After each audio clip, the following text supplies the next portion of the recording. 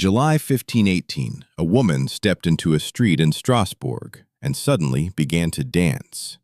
There was no music, no celebration, and according to historical accounts, she would not stop. Hours passed, evening came, then an entire night. By morning, she was still moving. Then something even stranger happened. Other people began dancing too.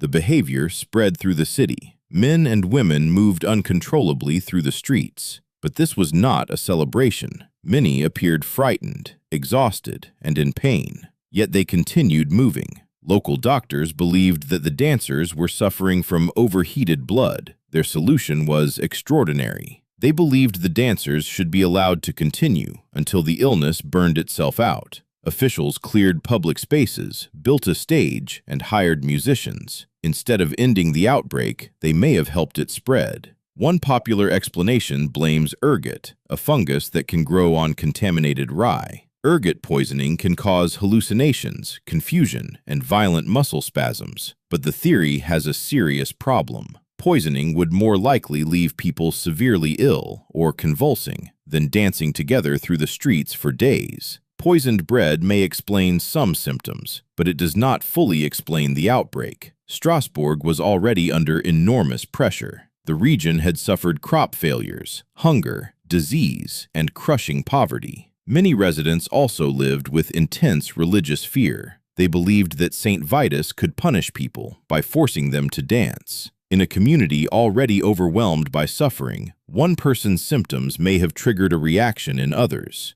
This leads to another explanation. The dancers may have been caught in a form of collective psychological distress. Historians often describe this as mass psychogenic illness. Under intense stress, genuine physical symptoms can spread through a tightly connected group. People observe the symptoms around them. They fear that the same thing is happening to them, and then their own bodies begin to respond. That does not mean the dancers were pretending. Psychological distress can produce real pain, weakness, tremors, and involuntary movement. The symptoms can feel completely beyond a person's control. Once the behavior became visible and socially expected, more people may have fallen into the same pattern. Fear was not simply spreading as an idea. It may have been spreading through the body. Eventually, the authorities realized that the public stages and musicians were feeding the outbreak. They stopped the performances, they restricted public dancing, and they began removing sufferers from the crowded streets. Some dancers were taken to a shrine associated with Saint Vitus, where priests performed religious rituals. Gradually, the dancing appears to have faded, but some of the most famous details are difficult to verify.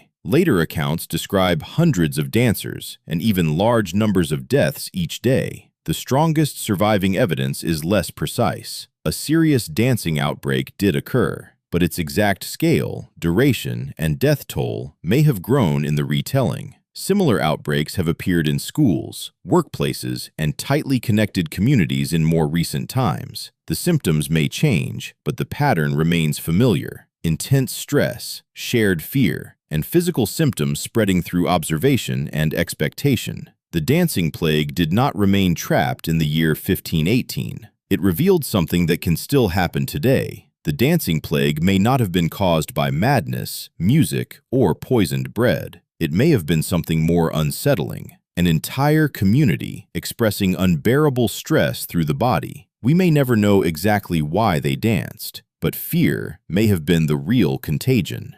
History is filled with stories that sound impossible, but sometimes the truth is stranger than the myth. Subscribe for more strange history clearly explained.